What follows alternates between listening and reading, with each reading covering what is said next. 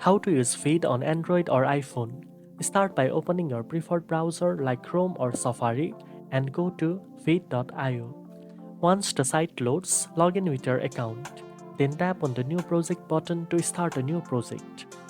You can either upload a video from your phone's gallery or record a new one directly. VEED will open in an easy-to-use mobile editor that lets you trim, cut, crop, and edit videos just like on a computer.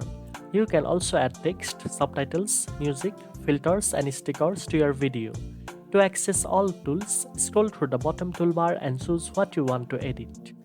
VEED's interface automatically adjusts for mobile screen, making it convenient to edit videos anywhere, anytime. After finishing your edits, tap on Export to save or download your video in SD.